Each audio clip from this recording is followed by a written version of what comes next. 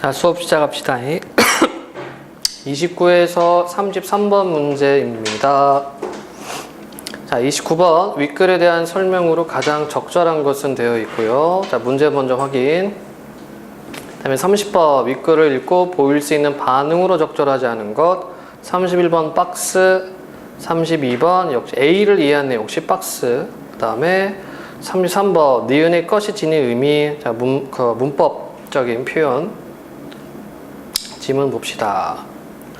자, 한국 전통 음악의 갈래는 크게 향악, 당악, 아악으로 나뉘며 그 음악을 연주하는 악기 또한 향악기, 당악기, 아악기로 나눈다. 뭐 어려운 거 없고.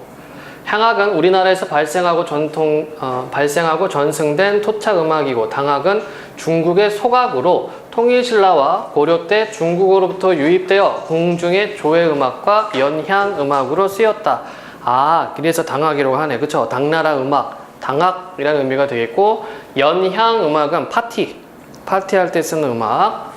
자, 아악은 중국 고대 의식 음악으로 고려 예종 때 송나라부터 전래되어 왕실의 크고 작은 제향에 쓰인 음악이다. 제향, 그러니까 제사 음악이라는 얘기죠. 제례뿐만 아니라 연례, 조회 등 다양한 국가 의례에 수반된 이 세 갈래 음악을 궁중에서는 좌방악, 우방악으로 분류했는데, 향악과 당악은 우방악, 아악은 좌방악이었다. 유교 문학관에서는 정사를 볼 때 임금은 남쪽을 바라보고 앉는데, 이를 기준으로 그 왼쪽은 동쪽이며 오른쪽은 서쪽에 해당한다. 이때 해가 뜨는 방향인 동쪽이 서쪽에 우선한다라고 되어 있죠. 그치? 자, 그럼 첫 번째 단락 내용은 뭡니까? 한국 전통음악의 갈래를 나눠놨어요. 향악, 당악, 아악으로 나눠놨고, 이것의 어떤 그 연원, 그리고 특징에 대해서 설명을 했고, 그 다음에 좌방악, 우방악으로도 분류를 했고, 다음 단락. 자, 유교 문화권에서 악을 음과 구별되는 개념이다. 악은 외향적으로는 연주, 노래, 춤을 포괄하고 이념적으로는 인간 심성에 근저에 있는 덕성을 바탕으로 하여 위정자의 덕을 반영하는 음악을 가리킨다. 즉, 항상이라는 말은 무슨 뜻? 늘, 변함없다는 얘기가 죠. 그치?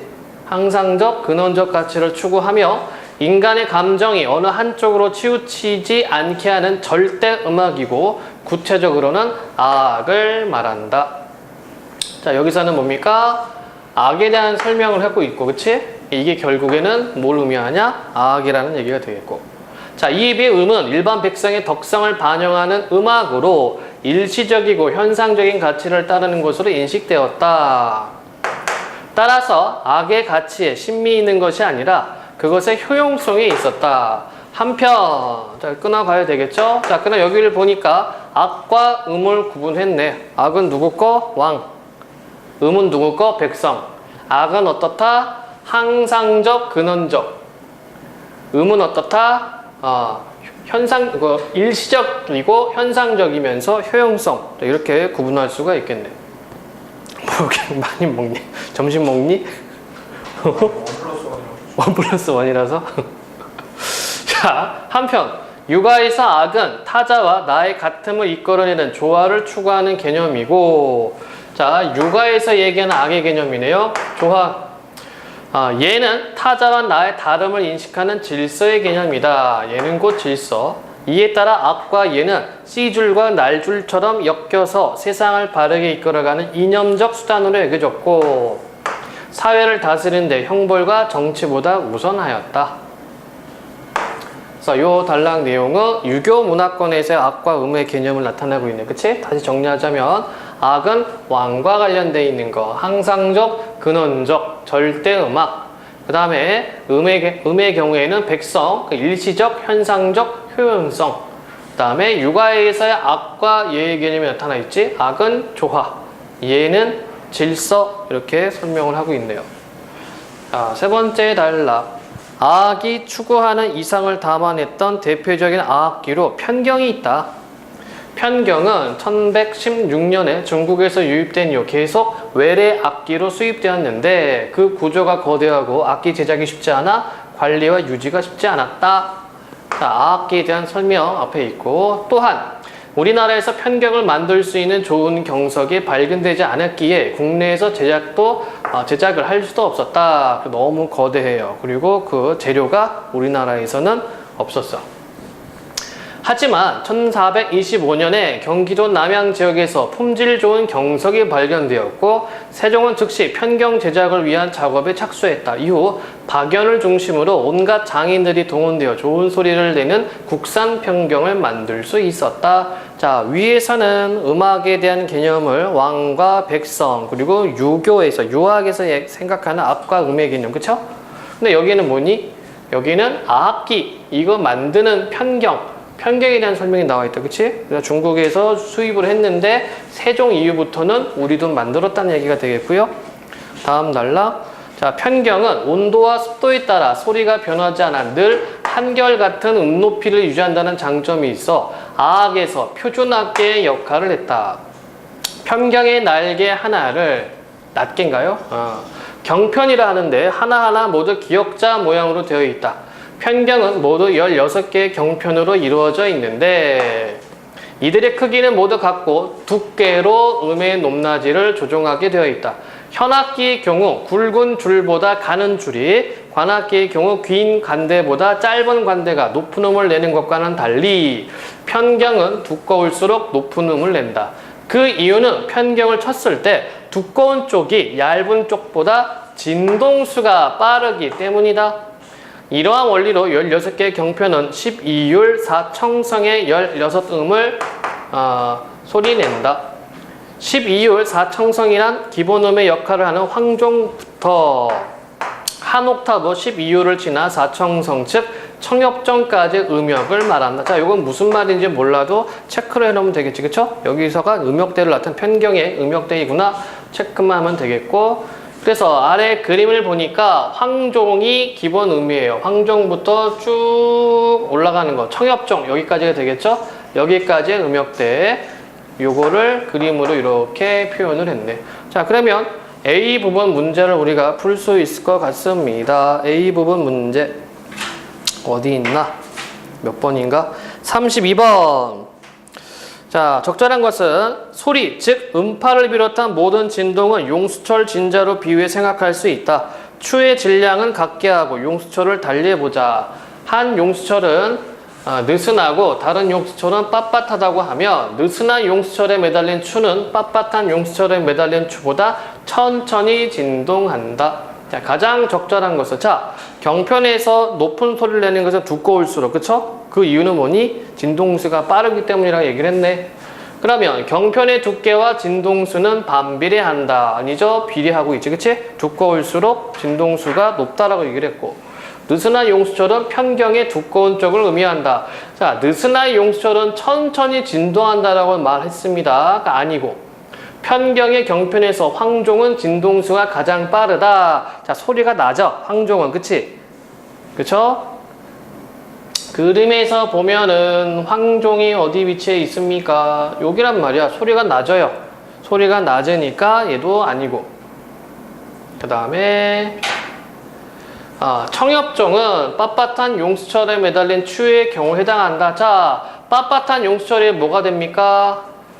자, 느슨한 용수철은 천천히 진동하니까 빳빳한 용수철은 어떻게 돼? 빨리 진동을 하게 되겠죠. 그쵸? 그러면 빳빳한 용수철인 빨리 진동하니까 높은 음을 내겠다. 여기에서 높은 음을 내는 것은 그림상으로 나타나 있잖아. 청엽종이라고. 그치? 자, 답은 4번이 되는 거죠. 문제가 굉장히 쉬운 문제입니다. 좀 왔다 갔다 해주면은 금방 답을 찾을 수가 있어. 질문이 없으면 계속해서 질문. 찬양이 왜 추워서? 피곤해서? 뭐 했는데? 몰라요. 야, 피곤했는데 국어를 해야 돼요. 더 피곤하죠. 좀만 참으시고. 자, 경편을 거는 틀을 가자라고 하는데 여기에 장식으로 표현한 동물은 대부분 날짐승이다. 아래에서 편경을 받치고 있는 날짐승은 오리와 기러기이고 아래 틀 위에서 날갯짓을 하고 있는 듯 보이는 것은 공작이다. 그러니까 아래에 있는 것은 오리, 기러기, 위에 있는 것은 공작.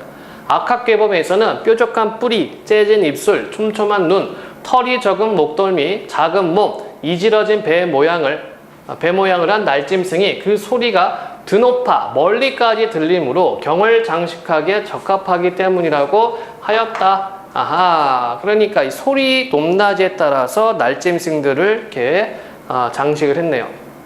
이외에도 연꽃과 관련된 장식이 많은데 연꽃은 생명력과 완전 무결함을 상징. 이처럼 조화로운 소리와 장엄한 외형을 가지고 궁중음악에 편성되었던 편경은 조선의 아악을 한껏 통부하게 해주었던 악기라고 할 수 있다.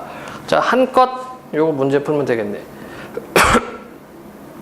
33번 니은의 것이 지닌 의미와 유사한 용례로 적절하지 않은 것은 1번 하늘을 향해 야구공을 힘껏 던졌다. 자, 그러면은 니은에 있었던 한껏 이것은 뭐예요? 한껏은 자신이 가지고 있는 힘 전부, 그렇죠? 자기가 할 수 있는 것만큼 이런 의미가 있을 거야. 그렇죠? 자, 야구공을 힘껏 던졌다. 마음껏 누리다. 정성껏 멋이다. 아직껏 나만 모르고 있다. 소신껏 행동해라. 눈에 보이는 게 뭐니? 이거지. 나머지들은 뭐뭐 할 수 있는 것만큼의 의미가 있는데 얘는 뭐예요? 아직까지라는 의미가 있지. 그치? 시간의 의미니까 4번이 틀렸고요. 자, 본문 확인했으니까 문제를 풀어봐야죠. 31번 29번부터 있군요. 윗글에 대한 설명으로 가장 적절한 것은 특정 악기의 소리와 구조에 대해 분석한 후 여기까지는 맞아. 오늘날의 활용방안을 모색했다? 뒷부분이 아닙니다. 두 번째, 한국의 전통 음악에 대해 설명한 후 특정 악기의 유래와 특성에 대해 살피고 있다. 이게 되겠죠? 자, 한국 전통 음악에 대해 설명했다. 바로 첫 번째 단락 설명을 했고 그 다음에는 편경에 대해서 설명을 했지. 그치? 특정 악기 유래와 특성에 대해서 살폈네요. 답은 2번이 되겠네요. 확실하게 맞기 때문에 나머지 것 안 봐도 되겠고. 30번 적절하지 않은 것은 아악은 향악과 당악에 비해서 상대적으로 그 위상이 높았겠군. 자, 어디 보면 알 수 있니? 어디 보면은 알 수 있습니까? 어디 있나요? 첫 번째 끝에 우선한다? 아악. 그쵸? 여기 보면은 자 어디가 있냐, 아학에 대한 설명이 나오고 국가의례에 수반됐다, 좌방학 우방으로 나눈다 이렇게 되어 있고 아학은 좌방학이었다 이렇게 되어 있고, 그렇죠?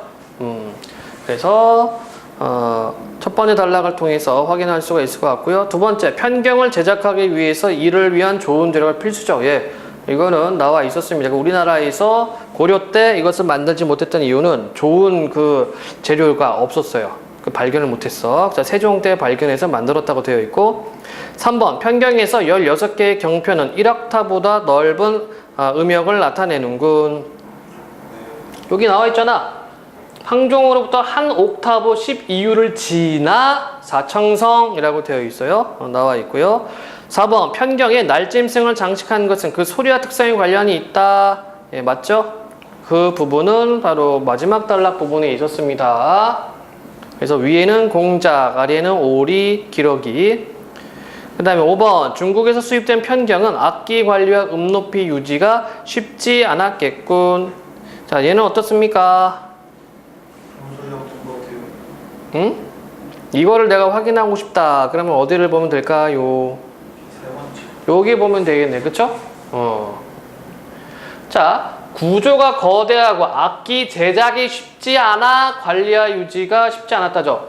제작이 쉽지 않아서 관리 유지가 쉽지 않은 건데, 우리는 이때 고려 때는 어떻게 돼? 만들어진 거를 들여오니까, 그렇죠? 만들어진 다음에 유지 보수는 상관이 없는 거죠. 틀린 것은 5번. 그리고 높이 유지도 관계가 없죠. 높이 유지는 관계가 없고. 그 다음에 31번 기억에 대해 이해한 내용으로 가장 적절한 것은 기억. 어디 있느냐? 기억. 악. 여기서 악은 외형적인 거, 그쵸? 그리고 항상성, 그 다음에 근원적 가치, 절대음악, 요 딱으로 되어 있네요. 박스. 악에 있어 용성함은 음을 극진히 갖추는 것이 아니며 사향의 예는 맛을 극진히 차리는 것이 아니다. 선왕이 예약을 지은 것은 입이나 배속, 귀나 눈의 욕심을 한껏 채우기 위함이 아니며 백성에게 좋아하고 싫어함을 고르게 하여 사람의 도리에 있어 올바른 경계로 되돌아가도록 하기 위한 것이다. 자, 가장 적절한 거네요. 인간의 다양한 욕심을 제어하고 맑고 순수한 마음가짐으로 미적 가치는 아니고요. 인간의 심미적 감각을 일깨워주는 것으로 여기 심미적 가치가 있나? 이를 통해 세상을 조화롭고 풍속을 바로잡는다. 자, 뒷거는 맞는데 이쪽은 아니고 좋아하거나 싫어하는 자신의 감정 상태를 상대방에게 전달하여 서로 간의 다름과 같음을 명확히 인식하게 한다. 자, 다름은 아까 뭐였어요? 다름과 같음은 예의 음이 되겠네. 그치? 유학에서 보는 예와 음이라고 나와 있었고 그게 아니고 인간의 감각적 욕망을 충족시키는 것이 아니라 인간을 도리에 맞는 방향으로 가게 하고 사회를 교화하는 데 기여한다. 여기 뭐라고 되어 있습니까? 이렇게 되어 있지. 그치? 그 다음에 지문 안에서도 뭐라고 설명하고 있었어? 지문 안에서도요. 어디 보자. 틱틱틱틱틱틱틱. 이렇게 자, 인간의 감정이 어느 한쪽으로 치우치지 않게 한다. 위정자의 덕을 반영한다. 라고 되어 있죠. 그치? 덕성을 강조하는 것. 그래서 답은 4번이 가장 타당하고 5번도 확인해 봅시다. 단조로운 음을 지향하고 가사에 맞게 음을 이거는 전혀 쓸데없는 얘기를 하고 있어. 박스하고 관계없는 얘기. 32번 했고 33번 했고요. 그쵸? 질문 없니? 없으면 34에서 38번 문제를 보자. 곽재구의 새벽편지가 있고요. 그 다음에 누구냐? 김소월의 나의 집, 의유당의 동명일기. 문제 먼저 확인. 가나다, 그 다음에 가나, 그리고 문맥음이 파악하는 거 나와 있습니다. 37 다의 AB가 있고요. 그 다음에 A 부분 보고 푸는 박스형 문제도 있네요. 자, 곽재구의 새벽편지 먼저 보도록 해봅시다. 정서 외 표현기법. 새벽에 깨어나 반짝이는 별을 보고 있으면, 자, 시각적이면서 시간적 배경은 새벽. 이 세상 깊은 어디에 마르지 않는 사랑의 샘 하나 출렁이고 있을 것만 같다, 올 것만 같다, 추측. 자, 그런데 지금 화자가 뭘 생각하는 거야? 이거 생각하네, 사랑. 그쵸? 갑자기 자다 일어나서, 새벽에 자다 일어나가지고 갑자기 사랑하고 싶은가 봐. 찬양이도 사랑하고 싶은 여자친구 있어요? 아직 없어? 사랑하고 싶어? 그래, 군대 가면 됩니다. 자, 군대 가면 미칠 듯이 사랑하고 싶어요. 뭐 지나가는 그냥 여자들은 다 쳐다보게 되지. 우석이도 아직 여자에 관심 없지? 군대 가면 돼. 군대 가면은 다 관심 생겨요. 자, 고통과 쓰라림과 목마름의 정령들은 잠들고 눈시울이 붉어진 인간의 혼들만 깜빡이는 아무도 모르는 고요한 그 시각에, 그 시각은 언제? 새벽이 되겠네요. 아, 이거 문맥음이 파악하는 문제가 있군요. 자, 그럼 다시 새벽에 깨어나 반짝이는 별을 보고 있으면 문맥음이 파악하는 문제니까 하나씩 제껴가면서 보도록 합시다. 36번에 1번. 화자가 긍정적 태도를 갖게 되는 계기이다. 어떠니? 돼요? 그치? 일어나서 지금 뭐 하는 거야? 어디 갔어? 새벽에 깨어나서 이 사람 지금 뭘 찾고 있습니까? 뭘 보고 있어요? 사랑. 아, 어디 좀 사랑 샘 하나 있으면 좋겠다. 이렇게 얘기를 하고 있잖아. 그치? 긍정의 마음이죠. 사랑을 생각한다는 마음. 아니야? 그렇겠죠. 좋은 거 생각하면 긍정적 마음이잖아요. 사랑이 좋은 거잖아. 아직 모르면 군대 가면 됩니다. 진짜로. 자, 그 다음에 고통과 쓰라림과 목마름의 정령들은 잠들고 눈시울이 붉어진 인간의 혼들만 깜빡이는. 그러니까 왜 눈시울이 붉어져요? 요거 때문에. 그러면 눈시울이 붉어졌으니까 어떻게 위로받고 싶어 하겠지. 그치? 아무도 모르는 그 고요한 시각에 새벽. 자, 그러면 문맥음의 파악 2번, 36의 2번. 외부와 단절되어 고독함을 느끼는 시간이다? 이게 외부와 단절돼서 고독함을 느낍니까? 노노. 우리가 아까 확인을 해봤지만 이 사람 지금 뭐하고 있어요? 새벽에 일어나서 뭐하고 있습니까? 어디다 조체되나? 여기군요. 새벽에 깨어나서 요거 보면서 어디 사랑이 샘하나 출렁이면 좋겠다 라고 생각하고 있어. 그치? 외부와 단절돼서 고독감을 느낀다. 맞지가 않네. 자, 좀 더 보겠습니다. 그 시각에 아름다움은 새벽에 창을 열고 화류 우리들, 표면적 화자 드러나 있고요. 우리들 가슴에 깊숙한 뜨거움과 만난다. 뜨겁다, 촉각적 이미지도 있고.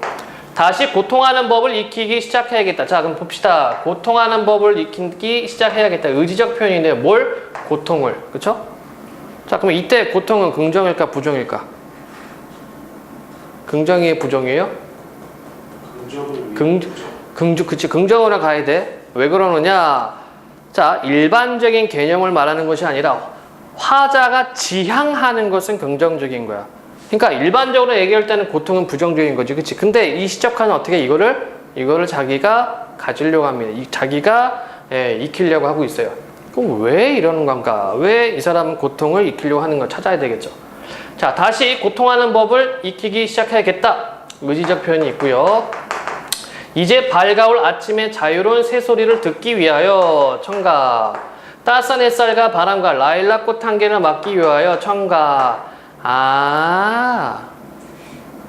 고통하는 법을 익히기 시작했다. 왜? 고통이 왜 필요해? 이것 때문에.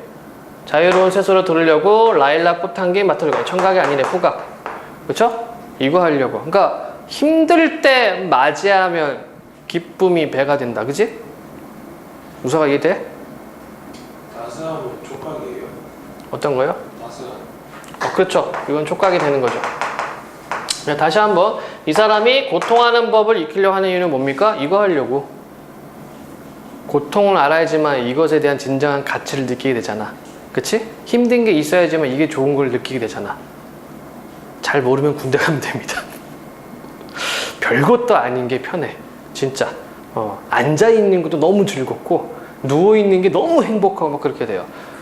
여러분도 학교 안 가고 집에서 쉴 때 누워있으면 막 귀찮고 막 지겹고 그러잖아. 안 그래? 막 좀 쑤시고. 군대 가봐.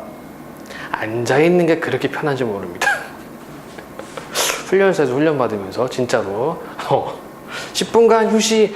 와, 천국이야. 그냥 이렇게 각 잡고 앉아있는데 그것도 편해요. 진짜로. 한 2년 남았나 이제?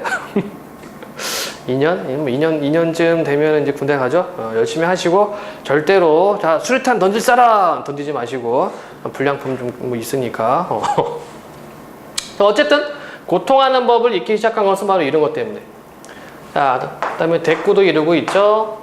이 문장 방식과 요 문장 방식이 유사합니다. 진정으로 너를 사랑한다는 한마디 새벽 편지를 쓰기 위하여. 새벽에 깨어나 반짝이는 별을 보고 있으면 이 세상 어디에도 마르지 않는 희망의 샘 하나 출렁이고 있을 것만 같다. 자, 여기를 보니까 여기하고 어때? 같네. 그래서 이것은 뭐라고 합니까? 수미상관. 자, 수미상관을 쓰면 좋은 점, 시적 안정감이 생기고 운율 형성, 반복했으니까, 그쵸? 또 반복했으니까 주제 강조, 의미 강조도 되겠네요.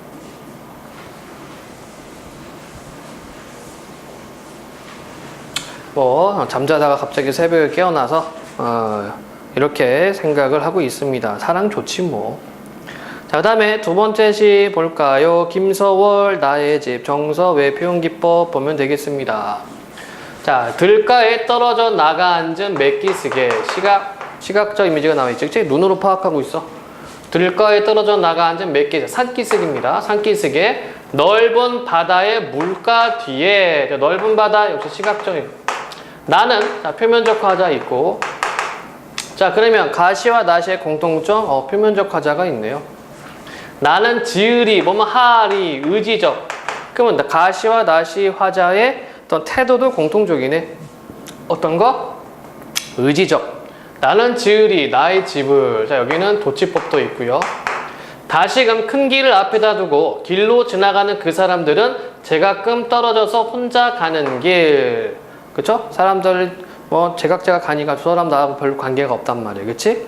그러니까 제가끔 떨어져서 혼자 가는 길 이렇게 표현했고요. 그 다음에 하이안 여울턱 날은 저물 때. 하이안 역시 시각적 이미지 나와 있고 날을 저물 때 시간적 배경 나와 있습니다.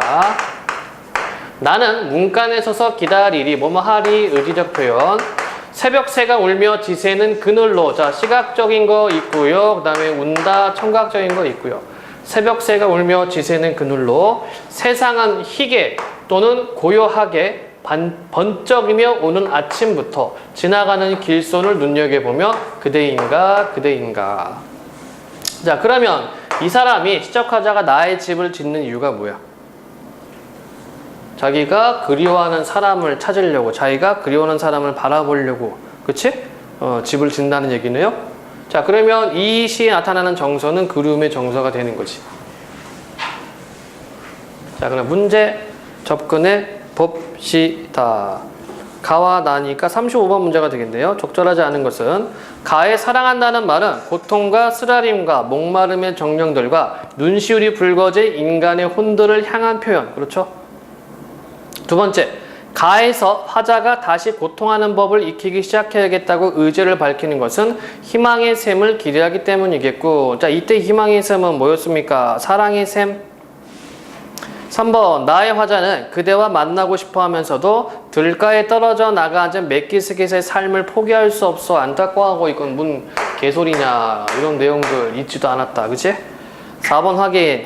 나에서 큰 길은 사람들이 지나다니는 길인 것으로 보아 그대가 화자를 좀 더 쉽게 찾아오게끔 하기 위한 공간적 배경 맞죠? 5번, 가에서 새벽 편지를 쓰는 것은 화자의 마음을 담아내기 위한 행위이고, 담아내기. 마늘을 일본어로 담아내기라고 그래요. 마음을 담아내기 위한 행위이고, 나에서 화자가 나는 지으리 나의 집이라고 한 것은 시적 대상을 기다리기 위한 행위. 맞네요. 아닌 거는 3번. 자, 이렇게 해서 두 문제를 또 풀고, 그 다음에 의당 동명일기. 그러니까 1학년 때 중세국어 문법 할 때, 그쵸? 국어사 공부할 때 배웠던 내용입니다. 그러니까 일출 보러 간 거야, 일출. 일출 보러 가서 해가 뜨는 모습을 묘사하는 부분 봅니다. 수필이에요. 기행문. 행여 일출을 못 볼까 노심초사하여 새도록 자지 못하고 밤새도록 자지 못하고 가끔 영재를 불러 사공도로 물어라 하니 내일은 일출을 쾌히 보시리라 한다. 자, 그러니까 아주 날씨가 좋다라는 얘기가 되겠죠? 하되 마음에 미덥지 아니하여, 못 믿어. 마음에 미덥지 아니하여 초조하더니 먼데 닭이 울며 영하여 계속해서 자주 계속하니 기생과 비복을 혼동하여 어서 일어나라 하니 밖에 급창이 와 관청 감간이 다 아직 너무 일찍이니 못 떠나시리라 한다. 그러니까 지금 이 글 쓴 사람 누굽니까? 의유당은 너무 마음이 급해. 그렇죠? 일출 보고 싶은데 원래 그런 말이 있죠. 동해안 가가지고 일출 보는 게 좀 운때가 맞아야지 볼 수 있다고 그래요. 어떤 날은 안개 많이 끼고 어떤 때는 구름 많이 끼고 막 이래서 그래서 이제 출사하는 사람들, 가서 사진 찍는 사람들이 그 동해안 일출을 보려고 한 7번 가서 한두 번 찍나? 뭐 그렇대. 날씨가 맞아야 되니까. 그러니까 지금 이 여자는 지금 뭐 하고 있습니까? 뭐 마음이 조급한 거죠. 막 보고 가고 싶어서. 근데 아직 관청 사람들도 아직 안 일어났어요. 하되 고지 아니 듣고 발발이 재촉하여 떡국을 쑤었으되 아니 먹고 밥비 귀경대에 오르니 달빛이 사면에 조용하니 조용히 이렇게 내리비치는 그런 모습입니다. 바다가 어젯밤보다 희기 더하고 광풍이 대작 미친 바람에 크게 일어나서 사람의 뼈에 사무치고 물결 치는 소리 산악 악은 이제 계곡 바위들 산악이 움직이며 별빛이 말꽃말꽃하여 동편에 차례로 있어 세기는 멀었고 그 날이 세기는 멀었다는 얘기입니다. 그러니까 너무 일찍 일어난 거야. 일어난 것도 아니죠. 밤 안 잤지 이 사람. 중략. 자, 이제 일출 묘사 부분 아마 여러분들 1학년 때 배웠던 부분일 거예요. 붉은 기운이 퍼져 하늘과 물이 다 조여하되 맑고 깨끗하되 해 아니 나니 기생들이 손을 두드려 소리하여 애달파 가로되 이제는 해 다 돋아 조석에 들었으니 저 붉은 기운이 다 푸르러 구름이 되리라. 혼공하니 그러니까 낙심했다는 얘기입니다. 낙심하여 그저 돌아가려 하니 사군과 숙식께서 그렇지 않아 이제 보리라 하시되 이랑이 기생이에요. 이랑이 차섬이 역시 기서행 냉소하여 비웃으며 이르되 소인 등이 이번뿐 아니고 자주 보았사오니 어찌 모르리까 마님 큰 병환 나실 것이니 어서 갑시다. 그렇죠? 그러니까 해가 안 뜬다, 해 못 본다 하니까 우리 가자라고 말을 하고 있어요. 그런데 여기 이제 마님들은 기다려 보려고 하는 거고, 기생들은 어때요? 우리가 여기 맨날 며칠 살았는데, 그치? 해 안 뜬다. 그냥 들어가자. 병 날 수 있다. 이렇게 말하고 있어요. 그 다음에 계속 보겠습니다. 학원을 가마 속에 들어 앉으니 봉염이 악서 가로되 하인들이 다 하되 이제 해 도들이라 하는데 어찌 가리시오. 기생 아이들은 철 모르고 지레 이렇게 구느냐. 이랑의 박장 박수치면서 말하기를 그것들은 전혀 모르고 한 말이니 고지 듣지 말라 하거늘 돌아가 사공도로 물으라 하니 사공이 오늘 일출이 유명하리란다. 그러니까 일출을 잘 볼 수 있다는 얘기입니다. 학원을 내 도로 나서니까 가마소에 들어갔다가 다시 나왔어요. 내 도로 나서니 차섬이 보배는 내가 가마에 드는 상 보고 먼저 가고 계집종 셋이 먼저 갔더라. 홍색이 거룩하여 붉은 기운이 하늘을 뛰놀더니 이랑이 소리를 높이하여 나를 불러 저기 물밑을 보라 외치거늘 급히 눈을 들어보니 물밑 홍은 붉은 구름을 헤치고 큰 시로라기 같은 줄이 붉기가 더욱 기이하며 기운이 진홍 같은 것이 차차 나와 손바닥 넓이 같은 것이 금은밤에 보는 숯불빛 같더라. 차차 나오더니 그 위로 작은 회오리반 같은 것이 붉기가 호박꽃을 갖고 맑고 통랑하기는 통랑 투명하다는 얘기예요. 맑고 투명하기는 호박보다 더 곱더라.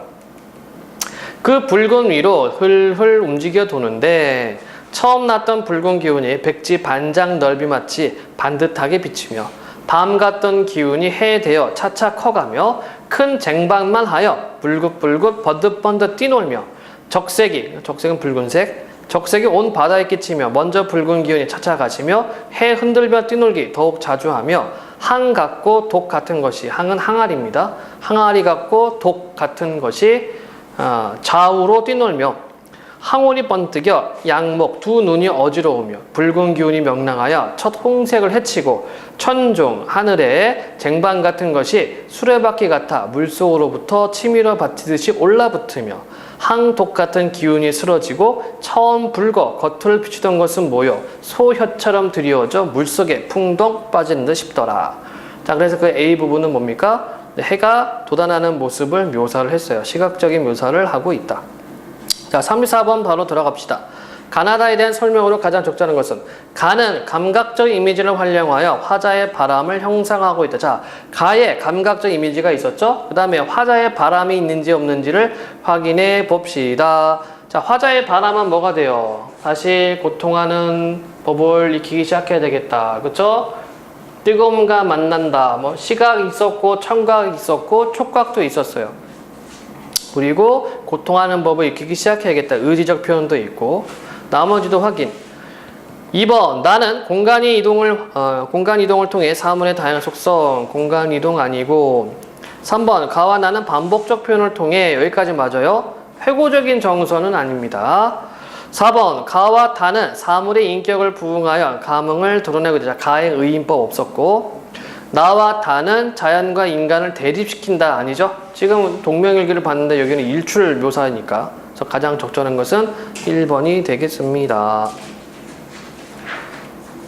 35번 했고 36번도 했고 37번 다의 A, B에 대한 설명으로 가장 적절한 것은 A는 뭐였더라? A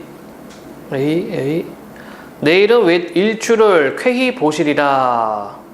B는 사공이 오늘 일출이 유명하리란다. 그러니까 일출 볼 수 있다는 얘기죠. 가장 적절한 것은 1번 글쓴이에게 실망감을 안겨준다. 아니오시다. 2번 글쓴이의 문제 상황 해결한다. 문제 상황 해결한다? 글쎄. B. 글쓴이의 갈등 상황을 해결하지 못한다. 아니고 3번 글쓴이의 심리 변화를 유도하지 못한다. 자, 초조하고 있어요. 그러니까 주무시라고. 내일 일출 볼 수 있으니까 주무셔 했는데 안 잤지. 그치? 밤샜어. 그 다음에 B는 뭡니까? 자, 이제 일출이 유명한다. 일출이 밝아진다 라고 얘기를 했습니다. 그러니까 글쓴이가 어떻게 행동을 했어요? 가마에 들어갔다가 다시 나왔지. 그렇죠? 이 얘기를 듣고 가마에 드는 모습을 보고 먼저 가고 계집종 생이 나왔다. 자, 그러니까 이 사람은 가마에 들어갔다가 사공의 이 말을 듣고 다시 나왔어. 그래서 행동이 변화를 했네요. 가장 적절한 것은 3번이 되겠네. 38번 적절하지 않은 것은 자, 동명일기는 여성 글쓴이의 비유와 묘사가 돋보이는 작품으로 글쓴이가 관찰하는 해는 글쓴이의 생활과 밀접하게 관련된 것들에 비유된다. 그리고 작품에서 해돋이 시간은 과정들로 분절되어 있는데 이는 작품 속 일출 장면이 관습적이 아닌 지극히 개인적인 풍경이라는 것을 말해준다. 또한 글쓴이는 감흥을 충분히 전달하기 위해 일출 장면을 길고도 자세하게 서술한다. 무엇보다 주목할 점은 일출의 과정과 글쓴이의 내면 심리 사이에 상관관계가 있다는 것이다. 자, 여기 보면은 이렇게 되어 있죠. 자, 비유했다. 실생활을 밀접하게 비유했다. 분절되어 있다. 그 다음에 개인적인 풍경이다. 그 다음에 자세하게 서술한다. 이렇게. 그래서 내용이 하나, 둘, 셋, 네 개가 있는 거야. 그치? 이것하고 보기하고 비교를 하란 얘기. 적절하지 않은 거 1번. 숯불비 같더라, 소혀처럼 드리워져 등의 표현을 통해 비유와 묘사가 돋보이는 작품. 자, 박스에서 비유 내용이 있었고, 두 번째, 호박굿을 갖고 큰 쟁반만 하여 등을 통해 해의 모습을 글쓴이의 실생활과 관련을 맺다. 역시 맞고요. 세 번째, 차차 나오더니 호박독은 더 곱더라와 같이 일출 장면을 확대 서술한 것을 통해 감흥을 충분히 전달하고자 하는 글쓴이의 의도. 자, 묘사하고 있고요. 네 번째, 하늘을 뛰놀았던 붉은 기운이 차차 가시면서 글쓴이의 내적 갈등의 정도가 약화되는 것을 통해 일출의 과정과 글쓴이의 내적 심리와의 상관관계의 이건 무슨 말인지 모르겠어요. 내적 갈등 정도가 어디 있니? 그쵸? 들어가려다가 해가 나온다는 얘기를 듣고 일출을 보면서 묘사를 했습니다. 그래서 이런 내용은 없어요. 4번은. 5번도 확인. 해돋이 시간이 큰 시로라기 같은 줄로 시작해 회오리 반, 백지 반장, 큰 쟁반만 해지는 과정들로 분절된 것을 통해 작품 속 일출 장면이 매우 개인적인 풍경. 나와 있죠? 지극히 개인, 분절, 개인적이고 5번도 내용이 나와 있다. 아닌 것은 4번. 질문이 없으면 다음 지문. 소설. 박완서, 부끄러움을 가르칩니다. 39번, 서술상 특징. 40번, 이해로 적절하지 않은 것. 다음에 A, B, 그리고 42번 박스 문제, 기억, 니은 되어 있어요. 소설을 읽을 때는 서술상 특징 반드시 잡으시고요. 그러니까 인칭하고 인물묘사, 배경묘사 부분 잡으면 되겠다. 자, 봅니다. 경희도 이류로 나오기로 했는데 어쩐 일일까? 기숙이 하품을 하며 시계를 보았다. 경희? 왜 경희 몰라? 얼굴이 이쁘고 송곳니가 하나 덧니고 너처럼 부끄러움은 유별나게 탔던 애 말이야. 웃을 땐 덧니가 부끄러워 손으로 가리는 버릇이 있었지. 총각 선생이 뭘 물으면 얼굴이 홍당무가 돼서 엉뚱한 대답을 해서 별별 소문을 다 뿌리던 애 말이야. 자, 여기 부분은 인물의 대화를 통해서 다른 인물을 지금 설명해주고 있네요. 걘 여전하단다. 여전히 젊고 이쁘고 부끄럼 잘 타고 시집을 잘 가서 고생을 몰라서 그런지 무슨 애가 그대로야. 나는 자, 나 나와 있네요. 1인칭. 자, 그러면 이게 주인공인지 관찰자인지를 또 확인해야 되겠습니다. 자기 이야기하는지 다른 사람 이야기하는지.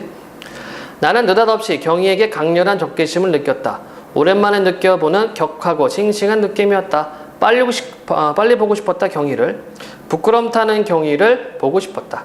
나는 마치 경희가 이 세상에 부끄럼 타는 마지막 인간이라도 되는 듯이 지금이 바로 그 사라져가는 표정을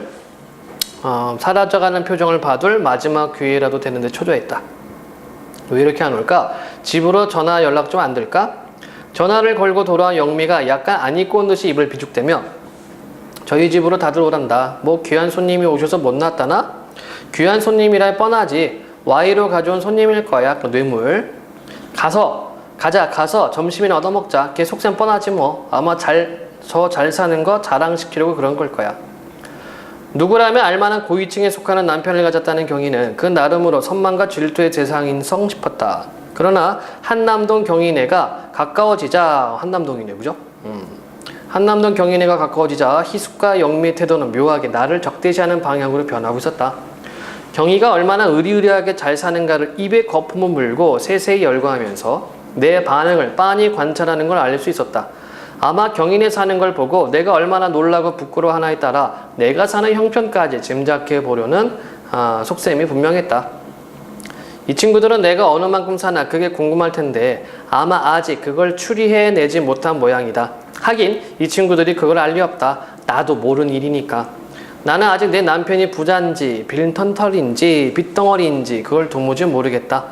사람들은 만나면 친구끼리건 친척끼리가 우선 상대방의 그것부터 알고 싶어 하는데 나는 내 남편의 그것도 모르니 하긴 좀 답답하다. 경희는 집도 컸고 정원도 넓었지만 난 별로 눈부셔하지 않았다. 내 집보다 규모가 크고 좀 더 희번들한데도 어딘지 내 집과 비슷했다. 편리한 양옥 구조가 다 그렇듯이 그저 그랬고 그랬다. 세간살이도 그랬다. 하긴 경인의 안방 자개문갑과 내 집 자개문갑이 같은 값일 리 없고 그 문갑 위에 놓인 청자가 우리 집 값과 같은 600원짜리 가짜일 리 만무하기도 하겠다. 그러나 경이나 나나 이런 가장 잡기들에게 약간의 용도와 금전적 가치와 전시 효과 외엔 특별한 신미안이나 애정을 두진 않긴 마찬가지일 테니 그것들이 무의미하기도 마찬가지일 게 아닌가. 나는 조금도 위축되거나 비실비실하지 않았다. 경희는 품위도 우정도 일치 않을 한도 내에서 절도 있게 나를 반가워했다. 그러고 나서 남편은 뭐하는 사람이냐고 물었다. 영미가 약간 입을 비죽대며 뭐 일본과 기술 제휴한 전자회사 사장이라나 봐 했다. 곧이어 희숙이 글쎄 그 사람은 얘 세 번째 남편이지 뭐니? 하고 덧붙였다. 경희는 정숙한 여자가 못 들을 망측한 소리를 들었다는 듯이 얼굴을 곱게 붉히더니 계집애도 하며 손을 입에 대고 웃었다. 덧니가 부끄러워 비롯된 그녀의 손으로 입 가리고 웃는 버릇은 이제 덧니의 매력까지를 계산하고 있어 세련된 포즈일 뿐이다. 뱅어처럼 가늘고 거의 골격을 느낄 수 없는 유연한 손가락에 커트가 정교한 에메랄드의 침착하고 심오한 녹색이 그녀의 귀부인단 품위를 한층 더해주고 있다. 아름다운 포즈였다. 그러나 부끄러움은 아니었다. 노련한 연기자처럼 미적 효과를 미리 충분히 계산한 아름다운 포즈일 뿐이었다.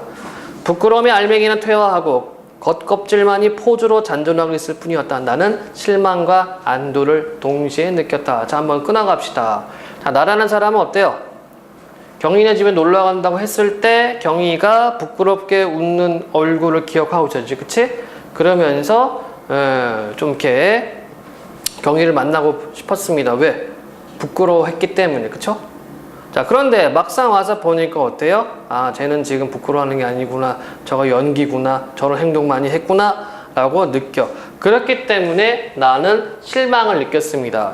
한편으로는 또 안도를 느껴요. 에휴, 쟤도 나랑 별반 차이가 없구나. 쟤도 나와 같은 속물이구나. 이런 의미가 들기 때문에 실망과 안도를 동시에 느끼고 있어요. 자, 경희는 내 남편이 한다는 일에 각별한 관심을 보이며 자기가 요새 나가는 일본어 학원에 같이 다니지 않겠느냐고 했다. 너희 남편이 일본 사람과 교제하려면 내 도움이 많이 필요할걸? 요새 남편이 출세하려면 뒤에서 여자가 뒷받침을 잘해줘야 해. 그러니 두 말 말고 일본말 좀 배우더라. 내가 배우는 거야 그냥 교양삼아 배우는 거지만 말이야. 너야 어디 일본말만 배웠니? 각 나라 말 다 조금씩 배워봤잖아. 희숙이가 비굴하게 웃으며 끼어들었다. 그야 해외여행할 때마다 그때그때 그 나라 인사말 정도 배워갖고 간 거지 뭐. 자, 지금은 뭐 해외여행 많이 하니까 상관없잖아요. 근데 이 작품이 쓰여질 때가 70년대 후반 80년대 초 이때거든. 이때는 해외여행 아무나 못해요. 그러니까 해외여행 자유화가 된 게 노태우 대통령 때.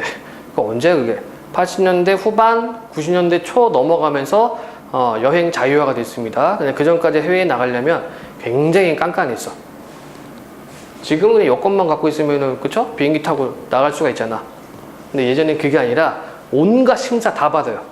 왜냐? 이 사람이 다른 나라로 도망가는지 안 가는지, 이 사람이 재산을 갖고 튀는지 안 튀는지, 이 사람이 정부에 대해 불만을 갖고 있는지 아닌지, 그런 걸 다 따졌어요. 그러다가 이제 민주화, 자유화가 되면서 여행 자유화가 됐죠. 즉, 너 각 나라만 조금씩 배워봤잖아. 해외여행 할 때마다 그때그때 그 나라 인사말 정도 배워가는 거지 뭐. 예, 좀 이렇게 뭐랄까 좀 재수없죠. 자랑하는 겁니다. 나는 집에 와서 남편에게 비교적 소상히 그 나라의 얘기를 했다. 만나본 동창 중 경희 같은 소위 고위층의 부인이 있다는 소리에 남편은 점괘를 마친 박송당처럼 징그럽게 좋아했다. 자, 이걸 보고서 알 수 있는 남편의 성격도 역시 속물근성, 그쵸? 거보라고 내가 뭘 했나? 당신 친구 중에라고 고간의 부인 없으란 법 있겠느냐고 내가 안 그랬어? 잘 됐어. 뭐? 일본어 학원? 다녀야지. 다녀하고 말고. 그런 여자하고 같이 다닐 기회를 놓치면 안 되지. 그게 다 처세술이라고. 교제술이란 게 다 그렇고 그런 거지 별건가? 그러고 나선 개화기의 우국지사처럼 잠옷 엄숙하고 침통해지면서 아는 것이 힘이라고. 배워야 산다고. 배워서 남주나? 하고 악을 썼다. 경희의 권유해서라기보다는 남편의 성화에 못 이겨 나는 곧 일어학원을 나가게 되었다. 또 다른 이유가 있다면 만약 또 이혼을 하게 되면 일본어로 자립에 미천을 삼아볼까 하는 생각도 있었다. 요샌 관광 안내원이 괜찮은 직업이라 하지 않나? 자, 문제 보도록 합시다.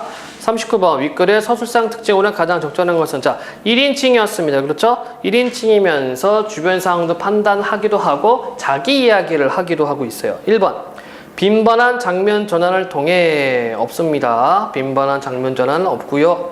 두 번째 대화와 독백적 발화를 통해 있죠. 인물의 심리를 드러낸다. 있죠. 이게 1인칭이기 때문에 가능한 설명. 자, 3번에 나와 있는 현학적인 표현이라는 말은 뭐냐면 말을 어렵게 하는 거예요. 이것을 현학적이다 라고 씁니다. 보통 뭐가 있을까? 수호제기 같은 경우. 아니다. 그 한바탕 울음을 울 수 있는 자리로구나. 그거를 설명할 때, 그 수필에서 설명할 때 막 어려운 말 막 쓴단 말이에요. 그렇죠? 그런 것들이 현학적인 표현이고. 네 번째, 작중 인물이 관찰자의 입장에서 작중 세계를 객관적으로 묘사한다. 이건 1인칭 관찰자. 다섯 번째, 현재와 과거 사실을 교차하여 없죠? 예, 그래서 얘는 1인칭이면서 자신의 대화와 그다음에 독백을 나타내주고 있습니다. 40번 문제, 윗글에 대한 이해로 적절하지 않은 것은 희숙은 경희의 기분을 맞춰주면 비굴한 모습을 보이고 있었어요. 특히 여러 나라, 일본만 말고 여러 나라 할 수 있잖아. 요 부분.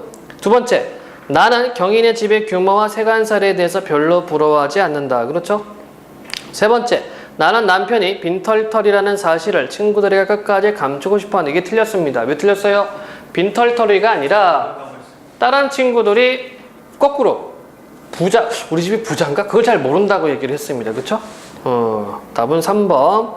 4, 5번도 확인. 남편은 나의 친구 경희가 고위층의 부인이라는 사실에 만족해하고 있고요. 영미는 경희의 태도를 못마땅하면서도 경희의 형편을 부러워하죠. 그래서 속물근성을 보여주고 있다. 41번 A, B에서 각각 드러나는 인물에 대한 태도에 대한 이해로 적절하지 않은 것은 자 A, B 확인을 해볼게요. A를 확인을 해보면 자 여기는 경희가 일본어하고 같이 다니자고 얘기하는 부분이고 B 부분은 남편이 거보라고 당신 친구 중에 고위층 안에 없으리란 법 있어? 이렇게 얘기하는 부분이고요. 잘 됐다고 하는 부분이었죠. 1번 A에서 B와 달리 나에 대한 우월감을 과시하고자 하는 의도가 담겨 있다. 그러니까 너도 한번 다녀봐라 이런 식으로 이야기를 하고 있습니다. 2번 B에서는 A와 달리 일본어 자체보다 누구와 어울리느냐에 더 큰 의미. 이건 남편이 했던 말. 3번 A와 B 모두 자신의 일본어 공부 경험을 근거로 하여 일본어를 배울 것을 권유하고 있다. 자, A에는 일본어를 배웠지만 B 일본어 배웠나? B 부분에는 그런 여자와 같이 다녀야지 일본어 배워 이렇게 얘기를 했죠. 그러니까 자기가 일본어를 배웠다는 내용은 없네요. 3번이 틀렸습니다. 그 다음에 42번 문제. 보기를 고려할 때 기억, 니은에 대한 설명으로 적절하지 않은 것은 기억. 자, 앞에 기억은 부끄러움을 아는 웃음이죠. 웃을 때 덧니가 부끄러워 손으로 가리키는 버릇이 있었지. 이 부분하고 그 다음에 니은은요 이미 경희가 결혼한 다음에 귀분이 된 다음에 웃음이에요. 덧니가 부끄러워 비롯된 그녀의 손으로 입 가리고 웃는 버릇은 이제 덧니의 매력까지를 계산하고 있어 세련된 포즈일 뿐. 이렇게 돼 있네요. 자, 보기 박스. 자, 부끄러움을 가르칩니다는 국가 주도의 경제 개발이 활발히 진행되던 1970년대 서울을 배경으로 하고 있다. 작가는 이 작품에서 외형적으로만 근대화된 상황에서 삶에 대한 진정성을 외면받고 물질적 가치가 유일한 삶의 기준으로 작용하는 세태를 보여준다. 즉, 부끄러움도 없이 위선과 가식만이 자리 잡은 허구적 삶을 비판하고 있다. 제목의 부끄러움은 정신적 가치가 물질주의에 의해 변질되기 이전에 나가 가지고 있었던 순수한 감정을 상징한다. 부끄러움은 삶에 대한 긴장감의 표현이며 삶의 주체로서 자신과 자신을 둘러싼 속물근성에 대한 반성을 내포한다. 자, 그래서 부끄러움은 뭐란 얘기입니까? 정신적 가치, 순수한 감정 이렇게 되는 게 되겠죠? 자, 1번 기억은 근대화로 인한 물질주의에 변질되기 전 순수한 모습. 맞으니까 나가 기억을 보고 싶어하는 이유는 자신이 잃어버린 순수성을 다시 느껴보고 싶다. 니은을 보며 나는 부끄러움이 사라진 세태에 대한 실망감뿐 아니라 안도감. 기억을 떠올리며 나가 느낀 강렬한 적개심은 니은을 통해 자신의 속물근성에 대한 반성으로 뒤바뀐다. 자, 여기는 틀린 이유는 뭐냐면 자신을 속물근성이 아니라, 그쵸? 이런 내용은 없죠. 자기의 속물근성을 반성하는 내용은 없습니다. 5번도 확인. 기억에서 달리 니은의 행동은 부끄러움마저도 가식적으로 드러내고 있는 허구적 삶을 상지. 맞죠? 아닌 거는 4번이 되겠네요. 아, 급 배고파진다. 아이씨. 질문 없으면 4.3에서 4.5번 문제. 까치전. 자, 윗글의 내용을 사자성어, 한자성어로 이용할 때 가장 적절한 것은 부안해동, 허장성세, 아나무인, 경거망동, 면정복배. 자, 모르는 거. 부안해동은 뭐니? 번개칠 때 움직인다는 뜻이죠. 자, 귀 얇은 사람을 부안해동이라고 그래. 허장성세는 줄이면 뭐가 돼? 허세가 되는 거고. 아나무인은 눈 밑에 사람이 없다. 눈에 뵈는 게 없죠. 지 마음대로 행동할 때 아나무인. 경거망동, 가볍게 일어나서 망령되게 행동한다. 그 행동이 가볍고 좀 이렇게 경박한 사람들, 가벼운 사람들. 면정복배, 얼굴은 따르는데 복배, 배는 배신을 꿈꾼다. 배는 반대. 그래서 속과 겉이 다를 때 면정복배. 그리고 44AB 그 다음에 박스 문제 있습니다. 45번까지만 할게요. 자, 비둘기가 할미새를 꾸짖어 이르되 너는 들어라. 나이 70이 넘은 것이 소년들과 함께 무엇을 구경하며 무엇을 먹자고 와서 깔깔대며 끼어있는 곳. 아무리 방정맞고 생각 없는 것이 늘 그런 행실이 어디 있을까? 자, 비둘기가 할미새한테 이렇게 얘기를 했습니다.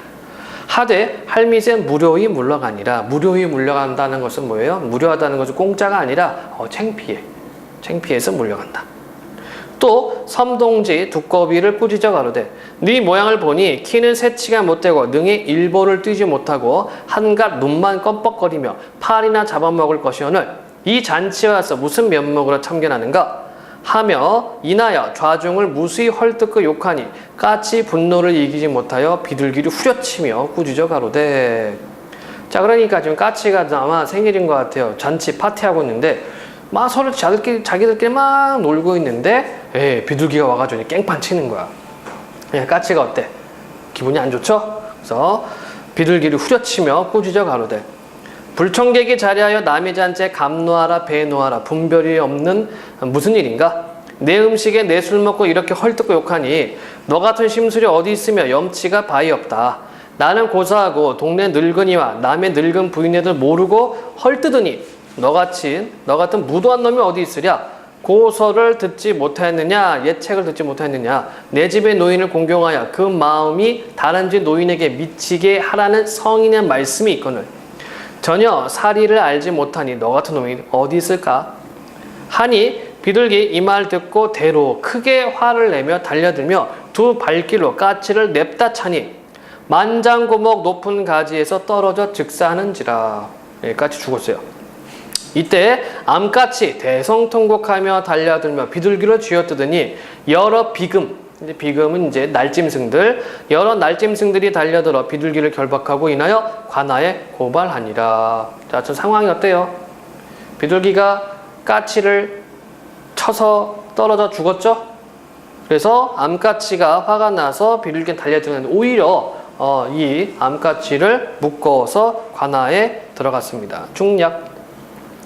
차시에 두민은 동네에서 나이 많고 좀 머리가 똑똑한 사람.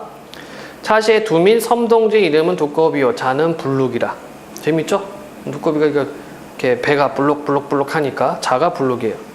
일찍 중국 병서와 병법에 능통하는지라. 자, 이런 것들은 이제 서술자가 직접 개입해서 직접 이렇게 인물의 성격을 직접 제시해주고 있어요. 중국 병서와 병법에 능통하는지라.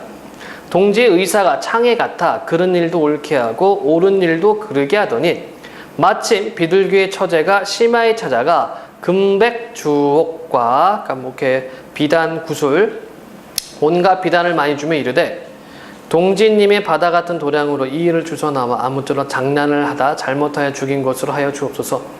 동지 답하여 가로되 돈이면 귀신도 부른다 하였으니 염려 말라. 자, 물질 만능주의가 드러나고 있네요.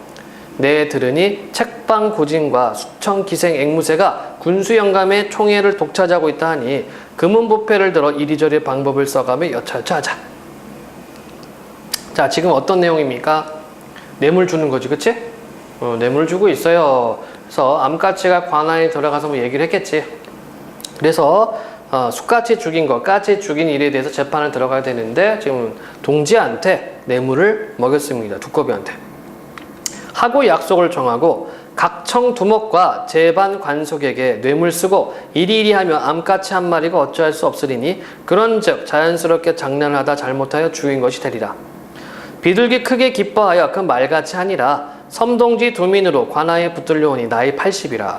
숨이 차서 배때기를 불룩이며 눈을 껌뻑거리고 입을 넓적이며 엽죽대. 어째 조금이라도 소금이 있으리이까 본대로 아뢰리다. 하되 군수 기뻐하여 가까이 앉히고 물어 가로되 너를 보니 나이 많고 점잖은 백성이라 추호도 숨기지 말고 이실짓고 하라. 섬동지 일어나 절하고 다시 여쭙되 이 늙은 것이 남의 원통한 일을 어째 조금이나 속이리이까. 신은 근본 길쯤승이오나 나이 많은 연고로 두리밀이니 까치 낙성연에 참석하여 본주. 낙성연 집 지었나 보네요. 낙성연은 집 지은 다음에 파티하는 거. 요즘으로 치면 집들이가 되겠다. 까치 낙성연에 참석하여 본즉 모든 날짐승을 다 청하였으되 오직 비둘기를 청치 아니하였기로 괴히 여겼사옵더니 본래 까치와 비둘기가 서로 꺼리고 미워함이 있었던데 마침 비둘기 지나가는 것을 까마귀가 청하여 말석에 참회하고 끝자리에 앉히고 비둘기가 이르되 금일은 봉황대군의 국기일인데 풍하기 불가하다 하온즉 까치가 분하여 취중에 비둘기를 책하여 가로되 남이 잔치 왔으니 음식이나 주는 대로 먹고 갈 것이지 청치 아니한 데 와서 묻지 아니하는 말을 하느냐 하되 모든 객이 그 말이 옳다 하거늘 비둘기 무료하여 가로되 저놈이 제 잔치에 왔다 하고 날도로 욕하는 것이 구태여 날만 하는 것이 아니라 속담에 팽도 이쓰기를 하였으니 제 객, 제 손님들 어찌 부끄럽지 아니하리요. 국기일에, 그러니까 국기일은 나라가 삼가하는 날. 그러니까 우리로 치면 이제 현충일이 있지, 그치? 그때는 조기개항하죠. 그것을 국기일이라고 그래요. 국기일에 풍류 연락이 만일 알려지면 중재를 당할 것이니 돌아가며 옳다. 하온즉 까치가 분을 이기지 못하여 비둘기에게 달려들어 걷어찰 적에 수만장 높은 가지에서 발을 잘못 디뎌 떨어져 죽으니 나로 인하여 죽는구나 라 하였고 연후 비둘기가 정범이 되었나이다. 자, 그러니까 지금 뭡니까? 사건을 왜곡하고 있죠. 원래 이런 일이 없었는데 이런 게 아니라 비둘기가 욕해가지고 까치가 뭐라고 하고 달려들었는데 이것을 비둘기가 발로 차서 떨어져 죽은 거죠. 근데 이제 두꺼비가 말을 바꿨어요. 라고 두꺼비가 말하되 군수 그 말을 듣고 두꺼비를 돌려보낸 후 이 일을 어찌할까 하니 책방 구진이 뇌물을 받았기 때문에 이때 아뢰되 저도 몰래 살피고 조사해보니 비둘기가 애매한 것이 분명합니다. 성미가 고약한 까치가 성급히 제 스스로 기가 막혀 죽고 못 깬 것을 애매한 비둘기에게 뒤집어 씌웠으니 어찌 누명을 써서 억울하지 아니하리요. 이때 옆에 있던 앵무새가 여쭈었다. 비둘기 처가 소녀의 사촌이오니 사또님은 처지를 널리 살펴주옵소서 하고 간청했다. 이때 군수는 즉시 비둘기를 잡아들여 다시 문초했다. 증인으로 나온 새들이 모두 너의 무죄를 주장하니 과연 사실인가? 그러자 비둘기가 억울하다는 듯이 울면서 아뢰었다. 소생은 근본 충효를 본받고자 하여 사서삼경과 외가서를 많이 보았더니 좋기 64개를 짐작하오며 충효를 본받더니 올해 정월에 그해 운수를 보았사옵니다. 그런데 그 점괘 이르기를 운수가 불길하여 관제 구설술에 오를 것이므로 잔치를 벌이는 곳에는 가지 말라는 것을 소생은 이를 정녕 믿지 않고서 우연히 지나가다 까치 잔치에 참석하여 이 지경을 당하였사옵니다. 오는 화는 피하기 어렵다는 말이 옳사오며 며칠 전에 어려운 줄을 알지 못한다는 말이 옳습니다. 저 암까치가 사리 판단을 못하고 소생을 모함하였으니 소신에 죽고 삶은 명철하신 사또 나으리의 처분이 있사오니 아뢰올 말씀이 없나이다. 군수는 비둘기의 말을 다 듣고 가명의 보관 문서에 대한 화답을 기다려 결정하고 처벌하리라 하고 달아나지 못하게 가두었더니 하루는 회답 문서가 도착하였거늘 형벌을 드디어 집행하되 증인들은 특별히 석방하고 정범은 곤장 세대를 치고 풀어주거늘 비둘기 기뻐하며 춤추며 하는 말이 큰 죄를 면하기 어렵다는 말은 거짓말이요 돈만 있으면 귀신도 하인처럼 부릴 수 있다는 말이 옳구나 하며 의기양양하여 돌아가는지라. 내용 재미도 없네요. 자, 4~3번 윗글의 내용을 한자 성어를 이용하여 표현할 때 가장 적절한 것은 비둘기 행동, 처제 행동은 부하내동한 결과이군 아니죠? 부하내동은 귀가 얇은 사람 구진이 말을 보니 허장성세 비둘기가 할미새를 꾸짖는 것은 아나무 답은 3번이 되겠습니다. 눈에 뵈는 게 없어요. 그 다음 A, B 말하기 방식에 대해 가장 잘 설명한 것은 자, A 부분은 까치가 비둘기한테 꾸짖어서 말하는 부분이었고요. 그 다음에 B 부분은 사또한테 비둘기가 울면서 하소연하는 장면입니다. 1번 A와 B는 A는 B와 달리 과거에 일어났던 사실을 왜곡하며 상대방을 훈계하고 있다. 아니지요. 사실을 왜곡하는 것이 아니라 사실대로 말한 겁니다. 그래서 비둘기를 꾸짖고 있는 거고 2번 B는 A와 달리 상대방의 잘못을 지적하며 자신의 의견을 내세우고 있다. 상대방의 잘못을 지적하는 것이 아니라 자기의 억울함을 호소하고 있는 거고 3번 A와 B 모두 윤리적 가치를 거론하면서 의도하는 바를 전달하고 있다. 자, A에서는 어떤 말 나와 있나요? A에서는 공이죠, 공. 그쵸? 여기 나타나는 것은 늙은이, 성인의 말씀, 공경 이게 있고 B는 뭐가 있어요? 사서고시기? 사서삼경과 외가서, 충효를 지금 이야기하고 있습니다. 그래서 답은 3번이 되겠네요. 가장 적당한 것은 3번. 4, 5번도 확인해 봅시다. A와 B 모두 자신의 운수를 내세우며 오그람토로 이거는 B에만 해당이 되고 A와 B 모두 상황을 가정하지 않고 있는 그대로 얘기를 했습니다. 오히려 B는 상황을 꾸며서 얘기를 했지. 45번 문제. 황새 결성의 공통점으로 적절하지 않은 것은? 까치전은 억울한 일을 관청에 호소하여 해결하는 것을 주요 내용으로 하는 송사소설로 당대의 사회 현실을 고발하고 풍자하고 있다. 이와 같은 작품으로는 황새 결성이 있는데 그 이야기 중 일부는 다음과 같다. 옛날에 꾀꼬리, 뻐꾸기, 따오기, 새 짐승이 서로 자기의 우는 소리가 가장 좋다고 다투다가 결판을 얻지 못해 황장군에게 판결을 맡기기로 합의하였다. 그런데 그중 따오기란 놈이 생각해 보니 자기 소리가 가장 형편없기에 황새를 찾아가 개구리, 올챙이, 지렁이 등의 곤충들을 바치며 자신에게 유리한 판결을 부탁한다. 청탁했네요. 날이 밝아 재판이 시작되었는데 먼저 꾀꼬리의 소리를 들은 황새는 네 소리가 비록 아름답긴 하나 슬퍼서 쓸모없도다 하고 다음으로 뻐꾸기 소리를 듣고는 내 소리가 비록 맑고 깨끗하나 수심이 가득하니 가히 불쌍하도다 하더니 마지막으로 따오기의 소리를 듣자마자 유쾌하고 장하도다. 내 소리 가장 웅장하니 참으로 대장부의 기상이로다 하며 따오기를 최고의 소리꾼으로 판결하였다. 자, 적절하지 않은 것 1번. 부패한 지배층에 대한 고발과 풍자가 담겨있다. 맞죠? 적절하지 않아. 그치? 적절하지 않은 거 골라야 되지. 부당한 판결로 인해 진실이 드러나지 않고 있다. 맞죠? 공통점. 재판관이 뇌물을 받고 이것이 판결에 영향을 미치고 있다. 이게 틀렸네요. 왜 틀렸어? 자, 황새 결성에서는 재판관이 뇌물 먹은 거지. 그쵸? 자, 그런데 위에 있는 내용에서는 누가? 재판관이 사또가 뇌물 먹은 것이 아니라 두꺼비. 그치? 두꺼비가 뇌물을 먹고 군수한테, 사또한테 잘못된 정보를 전달했지. 그래서 3번이 틀린 겁니다. 4번도 확인. 재판 과정에서 유익을 얻기 위해 부정한 방법을 사용했고요. 그 뇌물 매긴 것. 사건 발생, 소송 제기, 판결이라는 이야기 구조를 지니고 있습니다. 질문 없니?